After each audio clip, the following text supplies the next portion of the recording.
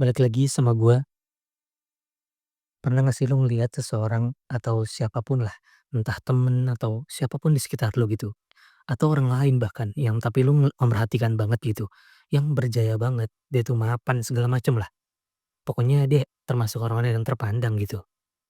Tapi tiba-tiba lu denger dia tuh runtuh, entah dalam semalam, entah dalam seminggu gitu, pokoknya tiba-tiba tuh dia jatuh dan atau mungkin gak langsung jatuh tapi terlihat menurun menurun menurun sampai akhirnya dia bukan siapa-siapa lagi atau mereka atau perusahaan yang bukan siapa-siapa lagi gitu.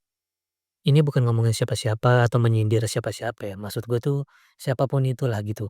Cuma ada aja orang yang kelihatan kuat tapi ternyata dia tuh roboh karena satu hal, ngerasa semua hasil kerja keras itu ya kerja keras dia sendiri dan jadi sombong gitu, sombong-sombong yang nggak menganggap ini pemberian dari Tuhan.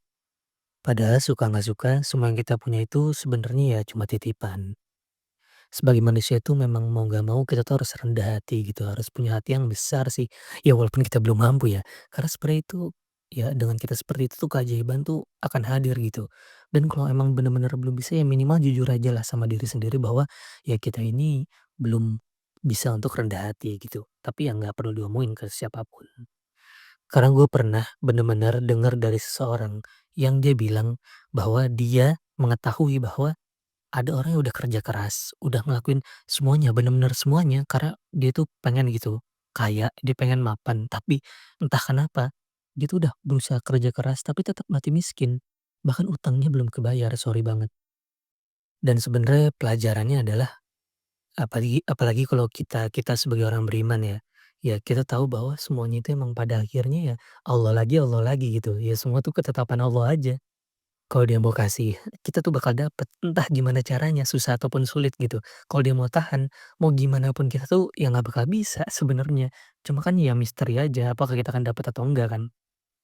Makanya doa itu menjadi masuk akal banget karena ya kita ngaku lemah, kita ngerasa ya semuanya tuh urusannya kembali ke Yang Maha Kuasa gitu. Kalau kita ngerasa semuanya itu di tangan kita, ya nanti Allah juga akan ngebuat kita terbebani dengan diri diri kita dan kehidupan kita. Jadi ya kita jadi kerja keras banget, capek banget, dan bener-bener sumpah bakal capek banget.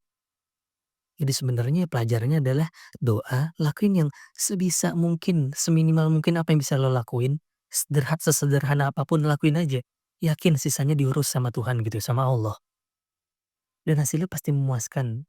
Minimal itu menenangkan kita gitu, minimal. Bahkan sebenarnya keyakinan bahwa usaha itu tidak sebanding dengan hasil itu sebenarnya orang-orang Eropa udah pernah membahas itu. Orang-orang yang bukan orang timur pernah membahas itu gitu. Tapi detailnya mungkin nggak sekarang karena itu akan kepanjangan. Tapi intinya ya serahin aja ke Tuhan gitu. Mulailah kita belajar bahwa ternyata doa itu berpengaruh gitu. Udah segitu aja, share kalau serasa ini bermanfaat gitu. Dan maaf banget kalau ada salah kata. Thank you. Salam.